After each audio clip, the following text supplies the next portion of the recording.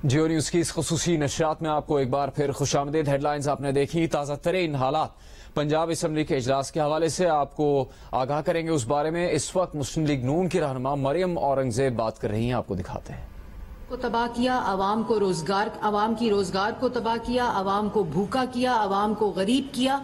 और अब वो इन हरकतों की वजह से जो अफरा तफरी, जो मुल्क के अंदर अनारकी फैलाना चाहते हैं, और हमारे वहाँ मेंबरान अगर आप देखें बिल्कुल अपनी नशिस्तों पर बैठे रहे, जिस तरह यहाँ नेशनल असम्बली में बैठे रहे। कि जो सहाफ़ी हजरात हैं, प्राइम मिनिस्टर शहबाज शरीफ साहब ने एक प्रोसेस शुरू कर दिया है कि जो 4.25 साल आपके मसाइल रहे हैं उनको वो खुद सुनेंगे, और इंशाअल्लाह हम लोग मिलकर ऐसी मीडिया पॉलिसी लाएंगे जो ज़्यादा प्रो मीडिया वर्कर्स होगी, जो आपके मसाइल हैं, जो बीट रिपोर्टर्स के कवरेज के हवाले से, सिक्योरिटी के हवाले से, आपकी जो और मसाइल हैं, उन सब को हम मिलकर आपके मालिकान के साथ मिलकर इंशाल्लाह हम हल भी करेंगे। और जो कुछ हमारे से हो सका हुआ, क्योंकि मैं एक तो तहे दिल से आप लोगों की शुक्रगुजार हूं, क्योंकि मैंने ये 4.25 साल जो सफर है, बल्कि पैनमा 2015 से जो सफर है अपोजिशन का, और उसके बाद ये 4.25 साल जिस किस्म का सियासी इंतकाम और बदबूदार एहतसाब के जरिए ये तमाम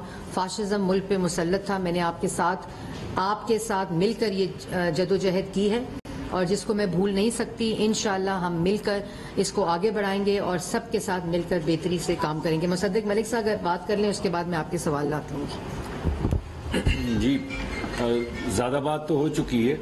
मैं सिर्फ आपके सामने ये नुक्ता लाना चाहता हूँ कि इस वक्त PTI का जो रवैया है, जिसमें आज PMLQ ने भी शिरकत की है, ये मुल्क को खाना जंगी की तरफ ले जाने की कोशिश कर रहे हैं। ये आइन को पामाल कर रहे हैं, सड़कों के ऊपर लड़ाइयाँ करवा रहे हैं, गाली गलोच का एक कल्चर लेकर आ रहे हैं। और पहले तो सिर्फ बात सख्त कलामी तक थी, आज आपने देखा कि सड़कों पे तो जो हो रहा है वो हो रहा है, जो होटलों में हो रहा है वो हो रहा है।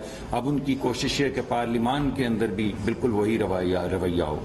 मैंने पहले भी एक दिन कहा था कि आप तारीख पढ़ लें, आज से 80 साल पहले बिल्कुल यही हरकतें हिटलर ने की थी, बिल्कुल यही रवैया फैशिस्ट जर्मनी का था, बिल्कुल इसी तरह लोगों को जो आपके सियासी मुखालिफ हैं उनको गद्दार कहा गया था, बिल्कुल इसी तरह असेंबली में ऑपोजिशन के वोट्स जो थे वो उनसे छीन लिए गए थे, बिल्कुल इसी तरह वोटों के बजाय और असेंबली की करारदाद के बजाय या बिल्स के बजाय ये जो आपकी जो प्रेसिडेंशियल वर्डिक्ट्स होते हैं और रूलिंग्स जो होते हैं और जो ऑर्डिनेंसेस होती हैं, उनकी तरह के जरिए हुकूमत चलाई गई थी। आप सब अहले कलम हैं, आप जाइए और आप पढ़िए 80 साल पुरानी तारीख। बिल्कुल इसी तरह कहा गया कि नए जर्मनी की तामीर के लिए हमें पूरी दुनिया हमारी दुश्मन है। नाम लिए गए ममालिक के, यूरोप को दुश्मन डिक्लेयर किया गया, अमेरिका को दुश्मन डिक्लेयर किया गया। आज बदकिस्मती से इस फैशिज्म की वजह से अगर आप अपने मुल्क में देखें तो हर तरफ अफरा तफरी। मुस्लिम लीग नून के रहनुमा इस वक्त बात कर रहे हैं मीडिया से। इस्लामाबाद में पार्लियामेंट हाउस के बाहर मरियम औरंगजेब और सेनेटर मुसद्दिक मलिक। पंजाब असम्बली के इजलास पर इस वक्त भी सवालिया निशान है। मुस्लिम लीग नून की तरफ से कहा गया है कि उनकी जमात के अरकान और दीगर अपोजिशन जमातों के अरकान रात 12 बजे तक असम्बली में रुकेंगे। इससे पहले उनकी कोशिश होगी कि असम्बली का इजलास शुरू हो सके और कायदे ऐवान का इंतखाब हो। आजम मलिक जियो न्यूज़ के नुमाइंदे, उनसे बात करेंगे। सुबह के जो मनाजिर हैं आपके सामने है कि किस तरह हुकूमती अरकान ने डिप्टी स्पीकर को थप्पड़ मारे, बाल नोचे, वहां पर उन पर हमलावर हुए, उनकी नशिस्त से उनको जाने नहीं दिया जा रहा था।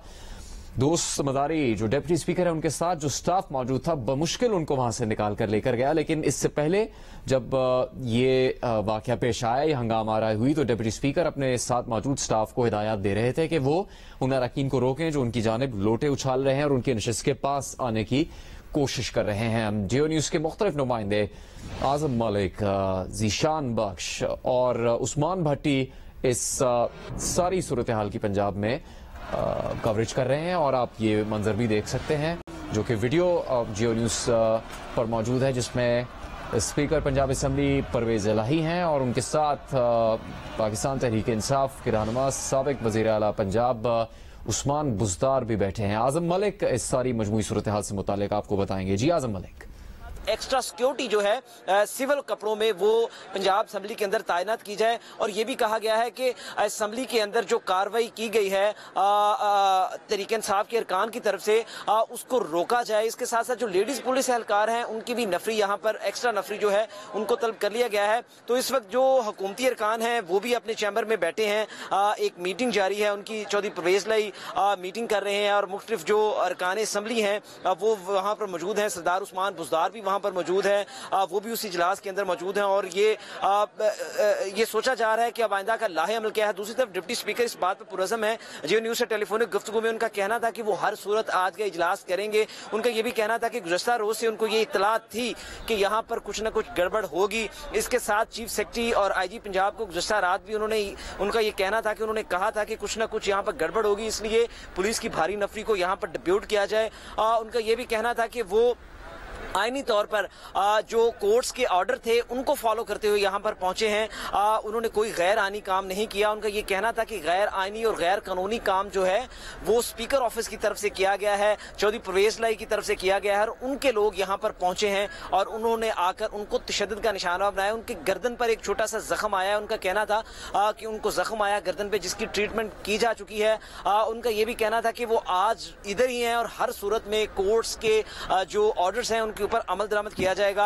अतात आरट जो हैं अपोजिशन के जो रुकन हैं उनसे जब हमारी बात हुई तो उनका भी यही कहना था कि वो पुरअमन हैं और हमजा शहबाज के अहकामात पर अमल कर रहे हैं और यहीं पर रहेंगे और आज का इजलास जो है वो हर सूरत होगा, ये कहना था डिप्टी स्पीकर का। तो IG पंजाब, चीफ सेक्रेटरी और दीगर जो लॉ एनफोर्समेंट के इदारे हैं वो यहाँ पर मौजूद हैं। काफी टेंस माहौल है, दोनों तरफ से बयानबाजी की जा रही है। अपोजिशन अरकान भी इस वक्त ईवान के अंदर हैं, हुकूमती जो लोग हैं वो भी ईवान के अंदर हैं, अपने अपने डेस्क पर लोटे रखे हुए उन्होंने। और इस वक्त इंतजार किया जा रहा है कि आइंदा का लाहे अमल क्या है। हुकूमती इत्तेहाद के जो लोग हैं जो तहरीक इंसाफ से जिनका ताल्लुक है उनका कहना है कि वो आज अपना जो है वो नया जब इजलास होगा तो जी ठीक है। आजम मलिक, शुक्रिया इस तफसील के लिए, तफसीली बता रहे थे आजम मलिक। आपको इस वक्त ताज़ा तरीन सूरत हाल से आगाह करेंगे और जो वाकया पेश आया है उसके बारे में भी बताएंगे। पंजाब असेंबली के डिप्टी स्पीकर ने कहा है कि वो इजलास दोबारा करेंगे और आईनी और कानूनी तकाजा हर सूरत पूरा करेंगे। उन पर हमला प्लानिंग के तहत करवाया गया, लेकिन इंतहाई दिलचस्प और तशवीशनाक बात यह है कि जिस वक्त इन अरकान ने वहाँ पर हंगामा आराई की उस वक्त वहाँ परवेज इलाही और उस्मान बुज़दार भी कौमी सूबाई असम्बली के हॉल में मौजूद थे। ज़ीशान बख्श जियो न्यूज़ के नुमाइंदे सुबह से कवरेज कर रहे हैं पंजाब असेंबली के आज के इस इजलास के मौके पर जो कि अब तक मुनक्किद नहीं किया जा सका है। ज़ीशान बख्श, कुछ देर पहले खबर आई कि डिप्टी स्पीकर ने ये मौक़िफ़ दिया है कि वो अब भी कोशिश करेंगे इजलास मुनक्किद करने की, इजलास को चलाने की पंजाब असेंबली के। इस वक्त उनकी हिकमत अमली क्या है और किस वक्त ये तवक्को की जा सकती है कि पंजाब असेंबली का इजलास होगा? जी बिल्कुल, डिप्टी स्पीकर जो आज कायम काम स्पीकर की जिम्मेदारियां अंजाम दे रहे हैं कायदे ऐवान के इंतखाब को लेके, तो अब से कुछ देर पहले तक वो एक इजलास कर रहे थे जिसमें IG पंजाब और चीफ सेक्रेटरी मौजूद थे, जिसके अंदर हिकमत अमली तय की जा रही है कि इजलास को कब और कितनी देर में दोबारा कन्वीन करना है। क्योंकि अदालती अहकामात पर बराह रास्त चीफ सेक्रेटरी और IG की भी जिम्मेदारी है कि लॉ एंड ऑर्डर भी मेनटेन करना है और पंजाब असेंबली का इजलास है ये भी आज 16 के रोज ही होना है और इसमें कायदे ऐवान का इंतखाब भी होना है। डिप्टी स्पीकर के साथ जो पेश आने वाला नाखुशगवार वाकया है, इसके बाद हिकमत अमली असर नौ तरतीब दी जा रही है। सादा कपड़ों में जो पुलिस एहलकार हैं, लेडी पुलिस एहलकार हैं, उनको ऐवान के अतराफ में पहुंचा दिया गया है, ताहम अभी तक उन्हें ऐवान के अंदर ले जाने का फैसला नहीं किया गया किसी भी हुकूमती अरकान की जानिब से मुमकिना एहतजाज के पेश नजर। लेकिन साथ ही साथ मैं ये भी बताऊं कि हुकूमती इत्तेहाद के जो नामजद उम्मीदवार हैं चौधरी परवेज इलाही, उन्होंने अब से कुछ देर कबल गैर मुल्की मीडिया के नुमाइंदों से अपने चैम्बर में गुफ्तगू की और उन्होंने कहा कि ये कैसे मुमकिन है कि अदालती जो जिम्मेदारान हैं वो असेंबली की कार्रवाई के ऊपर अपने अहकामात दें। उन्होंने कहा जिस तरह कोर्ट के जो फैसले होते हैं उनको ऐवान के अंदर ज़ेरे बहस नहीं लाया जाता, इसी तरह असेंबली की कार्रवाई पर भी अदालती अहकामात समझ से बालातर है। उनका कहना था कि जब पुलिस एहलकार इस ऐवान के अंदर आए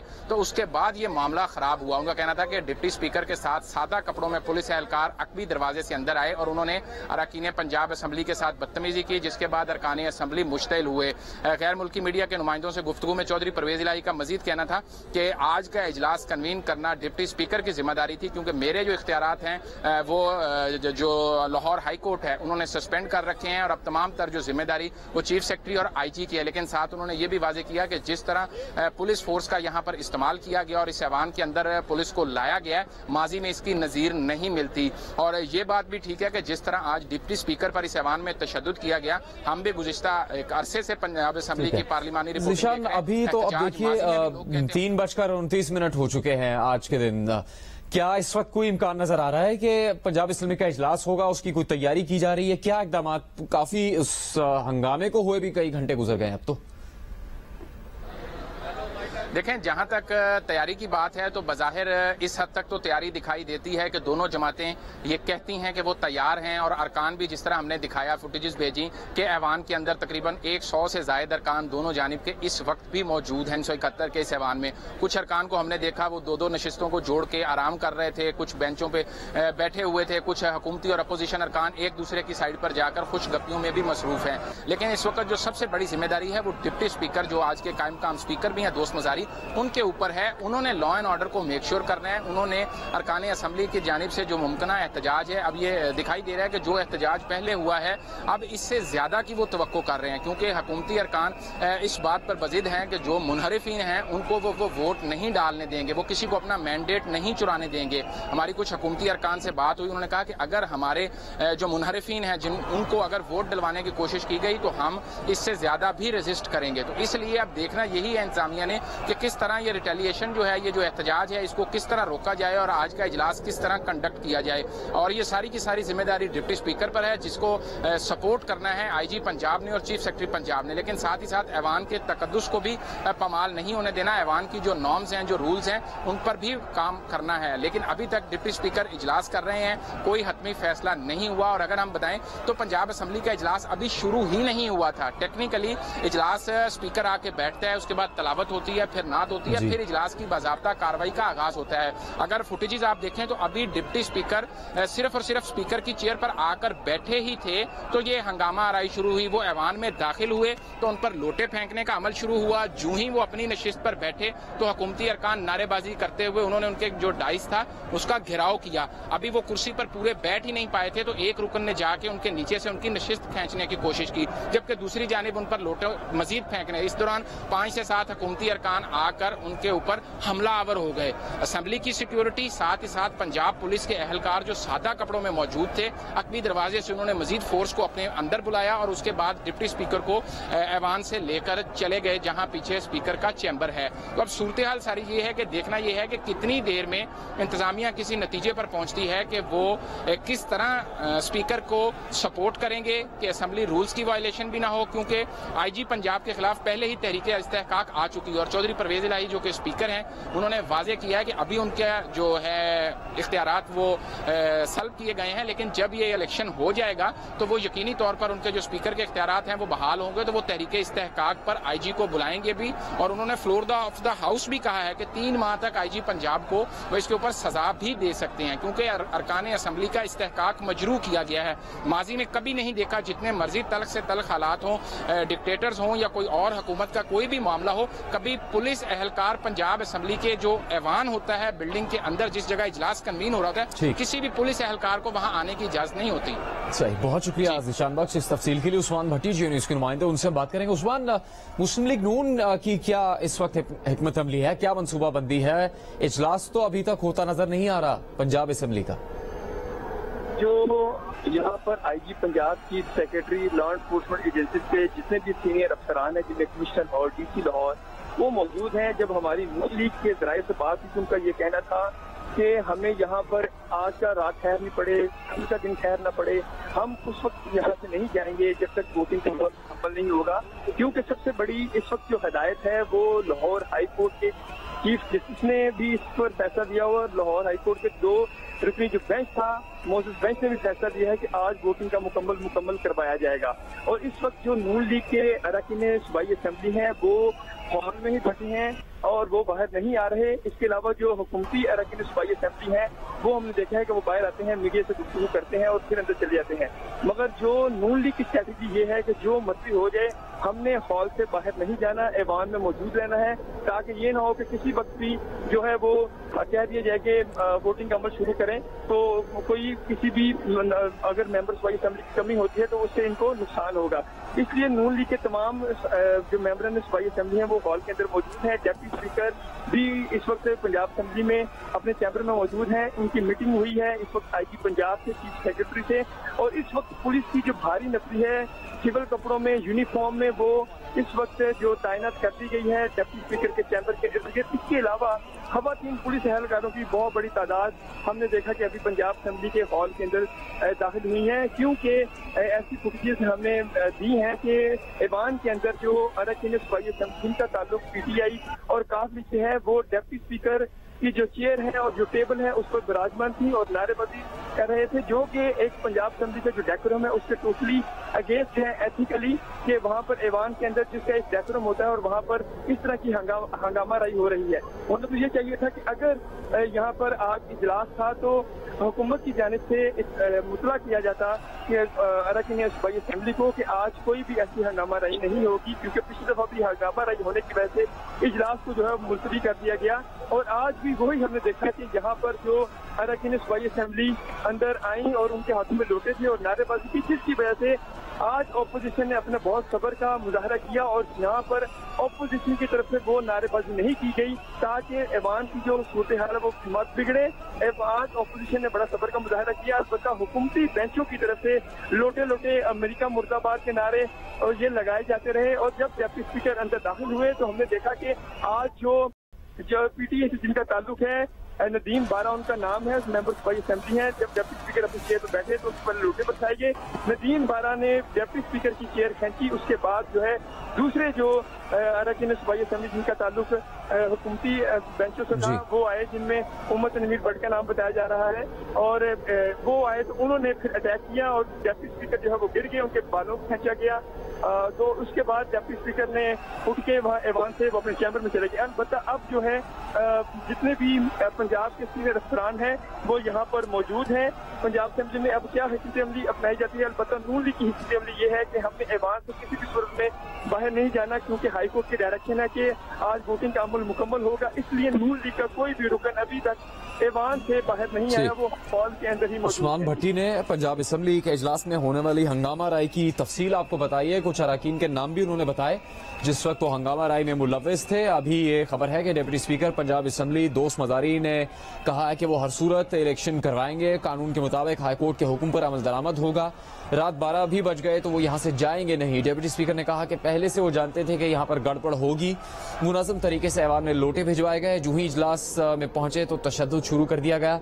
डिप्टी स्पीकर दोस्त मोहम्मद मजारी ने कहा कि आईजी पंजाब और चीफ सेक्रेटरी को खत लिख दिया है, अदालत के हुक्म की रोशनी में मजीद सिक्योरिटी मुहैया की जाए। डिप्टी स्पीकर ने कहा कि पंजाब असेंबली इजलास थोड़ी देर में दोबारा तलब करेंगे। दोस्त मोहम्मद मजारी ने कहा कि परवेज इलाही साहब से वो ये गुजारिश करते हैं, उन्हें बताते हैं कि ये गुजरात नहीं है जहां आप अपनी मर्जी करें, ये पंजाब असेंबली है और यहाँ आइन और कानून के मुताबिक काम होगा।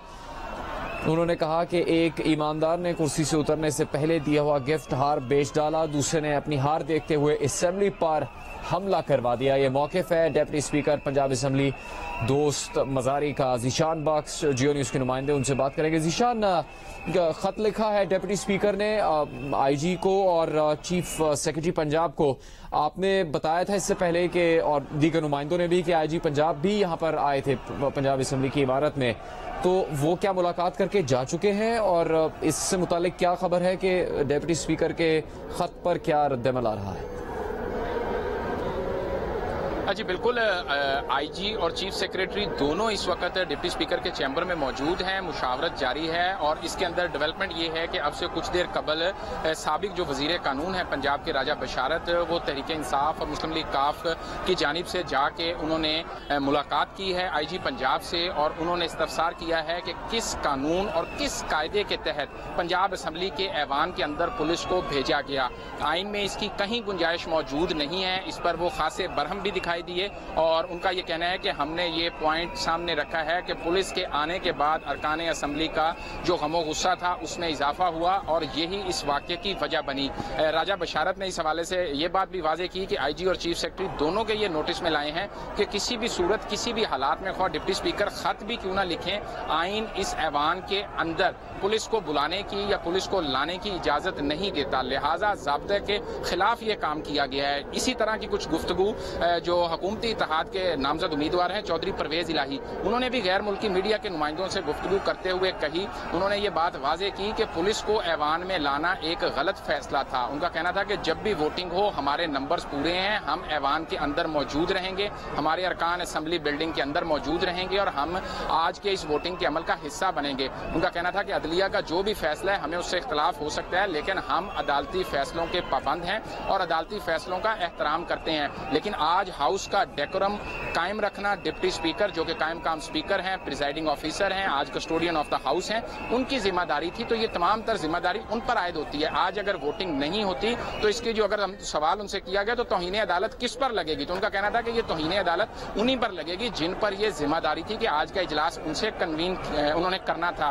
एक गैर मुल्की इदारे के सहाफी ने सवाल किया कि क्या आपसे परवेज इलाही से कैटेगोरिकली पूछा गया कोई गलती तो नहीं हुई, आप हुकूमती इत्तेहाद में आ गए, आप अपोजिशन के उम्मीदवार थे, इसी नशिस्त के लिए पंजाब असम्बली में आप कायदे ऐवान के उम्मीदवार थे, मामला आपके तय पा गए थे नून लीग पीपल्स पार्टी और मुत्तहिदा अपोजिशन के साथ, क्या वजह बनी, क्या दबाव था कि चौधरी परवेज इलाही इनको छोड़कर तो हुकूमती इत्तेहाद की तरफ वापस चले गए जबकि अपोजिशन के साथ उनके मामला तय पा चुके थे। तो जिसके जवाब में चौधरी परवेज इलाही ने कहा कि हमें इतला मिल गई थी कि हमारे साथ फिर हाथ होने वाला है और परवेज इलाही ने इस हवाले से वाज़ेह तौर पर कहा कि माजी में 3 मरतबा शरीफ बरादरान से मुख्तलिफ मौके पर जो उनकी कमिटमेंट हुई उसको पूरा नहीं किया गया। उनका कहना था कि हमारे साथ मामला तय किए जाते थे, बाद में ये कह दिया जाता था कि किसी वजह से इस पर हम अभी अमल नहीं कर सकते, बाद में करेंगे। तो उनका कहना था कि यही वजह थी कि चौधरी परवेज इलाही ने अपोजिशन इत्तेहाद के वजारत आला के पंजाब के उम्मीदवार बनने की बजाय हुकूमती इत्तेहाद का उम्मीदवार बनने को तरजीह दी और उनका ये कहना था कि वो अपने फैसले पर कायम हैं और उनको किसी किस्म की इसमें कोई रुकावट नहीं है, उनके नंबर्स पूरे हैं। ताहम उन्होंने एक बात वाज़ेह की कि जिन मुनहरिफ अरकान के मुतल्लिक उनकी पार्टी फैसला कर चुकी है और उनके रेफरेंसेस आ चुके हैं, उस हवाले से उनका कहना था कि अगर उनको वोट डालने की इजाजत दी गई तो मुमकिन तौर पर फिर बदनज़मी हो सकती है और हालात ऐसे हो सकते हैं। जबकि डिप्टी स्पीकर इस हवाले से वाज़ेह कर चुके हैं कि वो किसी को वोट डालने से नहीं रोकेंगे। तो यही वो सारा इस वक्त जो वजह तनाज़ा है कि जो मुनहरिफ अरकान हैं उनके वोट की वजह से ही फैसला होना है और उनके वोट की वजह से ही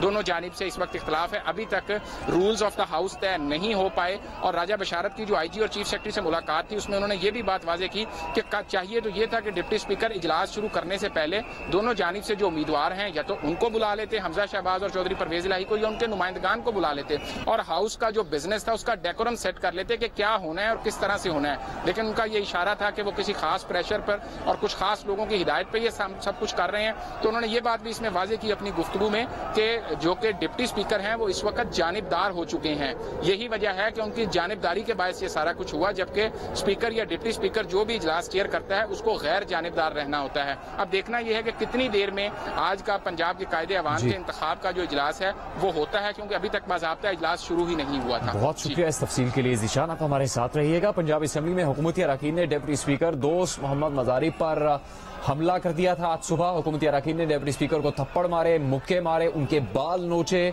उनको वहां धक्के पड़े।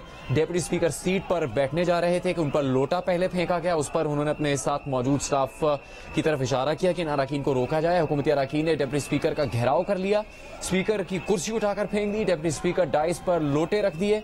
ऐवान में हुकूमती अरकान ने मुनहरिफ अरकान की जानिब लोटे उछाले। ये सब मनाजिर आपके सामने हैं और ये वीडियो भी बाद में आई कि वहां परवेज इलाही और उस्मान बुज़दार भी मौजूद थे और बज़ाहिर ये लग रहा है कि वो उन अरकान की हौसला अफजाई कर रहे थे जो कि हंगामा आराई में मुलव्विस थे। हम कोशिश करेंगे इससे मुतालिक उनका बराह रास्त मौक़िफ़ भी जान सके उनसे। स्पीकर डाइस पर तहरीक इंसाफ की खवातीन ने उसके बाद कब्जा कर लिया, लेकिन इस वक्त जो मंजर आपके सामने है ये ऐन उस मौके पर है जब डिप्टी स्पीकर दोस्त मजारी पर तहरीक इंसाफ के अरकान हमलावर हुए, उनको धक्के दिए, उनके बाल नोचे और वहां से उनकी नशिस्त से जब वो उठ गए थे उनको वहां से जाने नहीं दिया जा रहा था। बहुत ही मुश्किल से डिप्टी स्पीकर पंजाब असेंबली दोस्त मजारी का स्टाफ उनको वहां से लेकर जाने में कामयाब हुआ। हुकूमती अरकान ने यह कहा कि लोटों को वोट कास्ट नहीं करने देंगे, बल्ले पर जीतकर बेजमीर शेर को वोट कैसे दे सकते हैं।